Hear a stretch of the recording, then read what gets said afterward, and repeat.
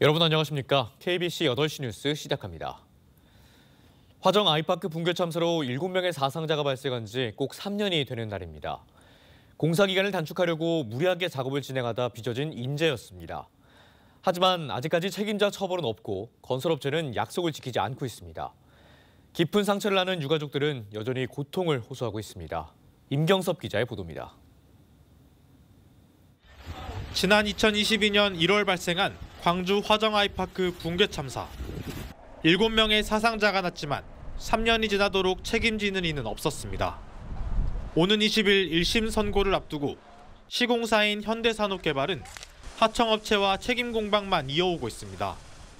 서울시의 영업정지 처분도 1심 선고 이후로 미뤄졌습니다.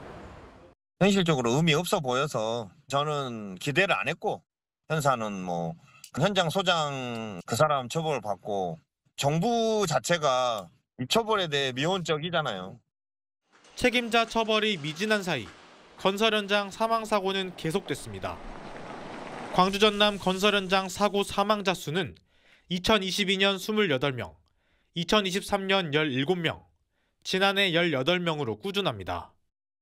사고 직후 사과와 함께 피해를 최소화하겠다는 약속이 있었습니다. 입주 예정자의 요구이신 화정동의 8개 동 모두를 철거하고 새로 아이파크를 짓겠습니다. 하지만 회장의 말은 하루아침에 번복됐습니다. 최근 재시공에 착수해 현장 작업이 한창입니다. 당초 전면 철거 후 재시공을 약속했지만 슬그머니 주거층 철거로 말을 바꿨고 입주민들이 반발하자 보상을 제공해 무마했습니다. 앞선 학동 참사까지 수많은 희생자를 내고 유가족들을 고통으로 몰아넣었지만 후속 조치는 뒷전이라는 지적도 나옵니다. 지금도 버스를 못 탑니다. 초등학생이 됐는데도 시내버스를 탈 수가 없고요. 고인의 이제 배우자분들이나 이런 분들은 여러 선망 증상이나 너희 민영사상으로 다 끝났으니 너희들이 알아서 하는 부분이고. 희생자와 유가족들의 고통을 외면한 채 이익만 쫓는 건설업체의 행태에 안전사회건설은 여전히 갈 길이 먼 상황입니다.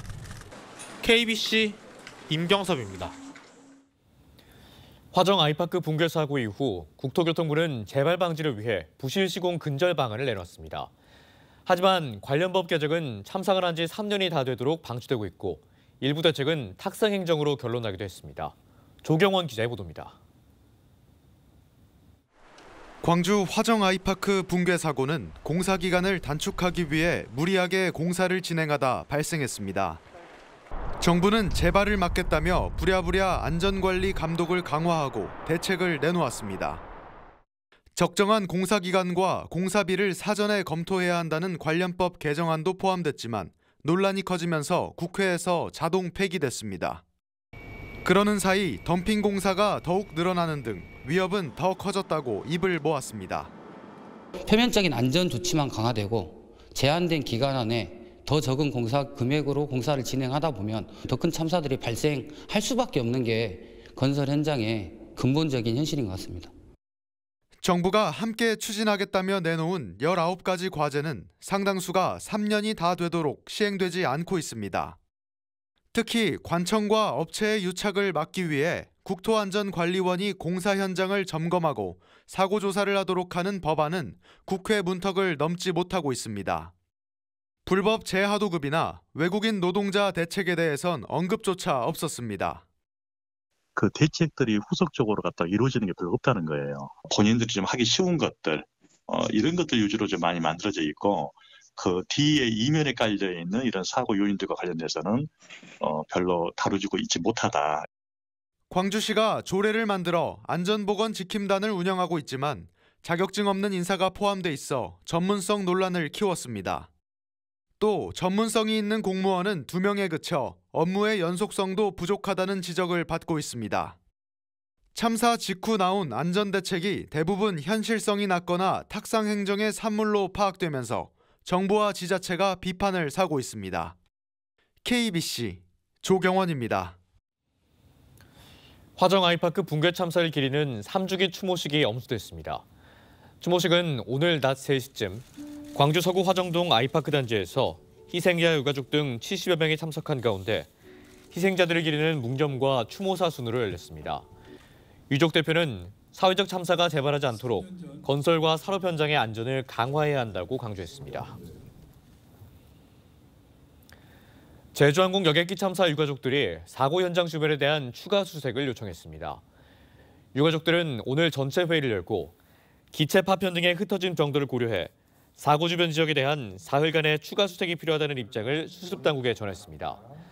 추가 수색 기간 동안 유류품 등이 더 이상 발견되지 않을 경우 수색 작업을 모두 종료하고 오는 18일 합동 추모대를 치를 계획이라고 밝혔습니다. 한편 사고 원인을 조사 중인 국토교통부 항공철도 사고조사위원회는 미국 국가교통안전위원회로부터 사고기의 비행기록 장치와 조종실 음성기록 장치 모두 사고 발생 약 4분 전부터 저장이 중단됐다는 통보를 받았다며 이에 대한 원인 조사를 벌이기로 했습니다. 인구 소멸 위기에 직면한 서남 해안의 섬 보유지자체가 연대를 통해 상생 발전의 길을 모색하고 있습니다. 한국섬진흥원이 이들 지자체와 힘을 합쳐 지속 가능한 섬을 위해 윈 프로젝트를 제시했습니다. 섬 상생 발전 구상과 과제를 고익수 기자가 보도합니다. 섬의 날이 제정된 지 6년, 한국섬진흥원이 출범한 지 4년째를 맞았습니다. 경제 논리에 밀려 개발과 발전에서 소외되어 서남해안 섬 보유 지자체들이 최근 목소리를 내기 시작했습니다. 지난 2020년 출범한 윈 포럼을 중심으로 세 개의 섬을 네트워크로 연결하겠다는 2030 윈 프로젝트를 제시하고 적극적인 행보에 나섰습니다. 목포와 신안, 완도, 진도 등 4개 시군에 이어 올해 해남이 포럼에 동참했습니다. 앞으로 참여폭을 넓히는 등 연대를 통해 가치와 역할을 증대시켜 나간다는 구상입니다.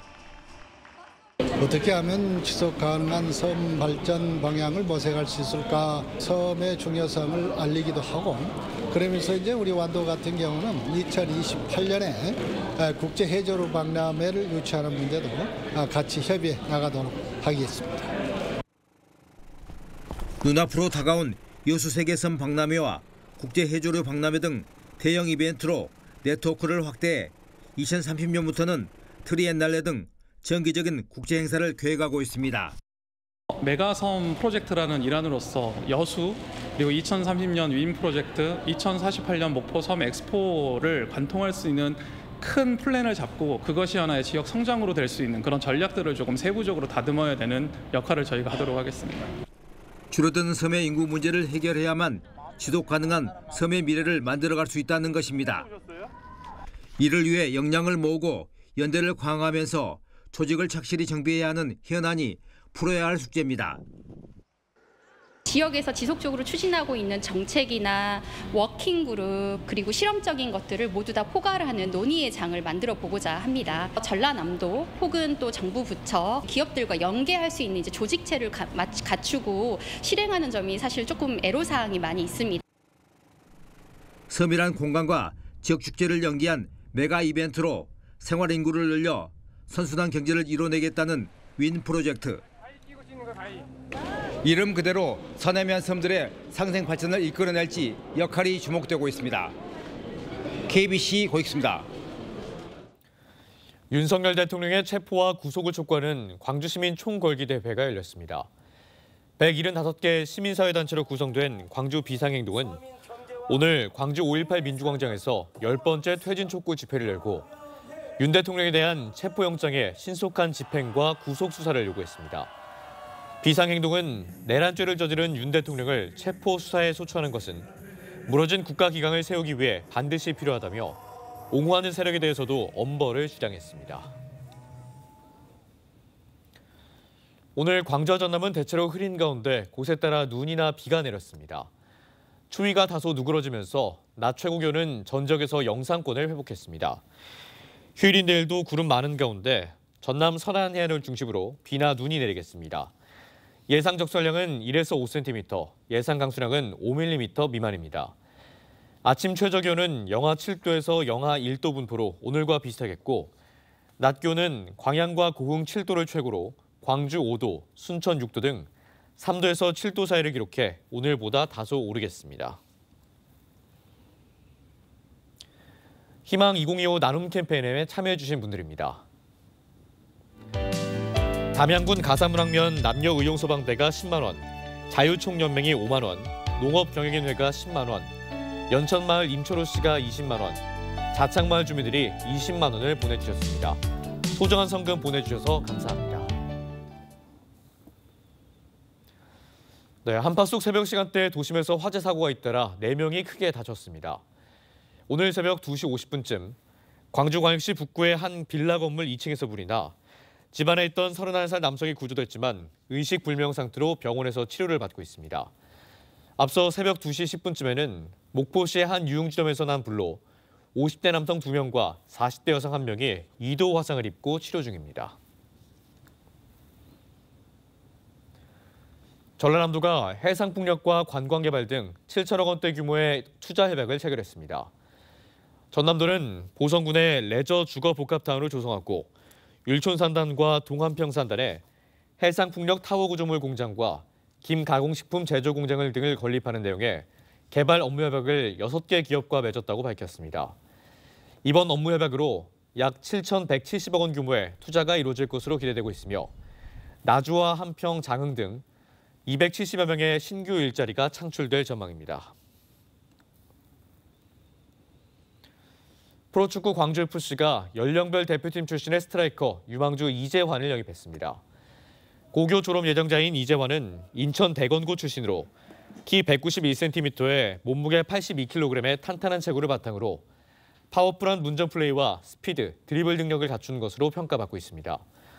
중학교 3학년 때 K리그 주니어리그에서 전반기 득점왕을 차지하며 주목받기 시작해 2023년엔 17세 이하 아시안컵 대표팀에 발탁돼 준우승에 기여했습니다.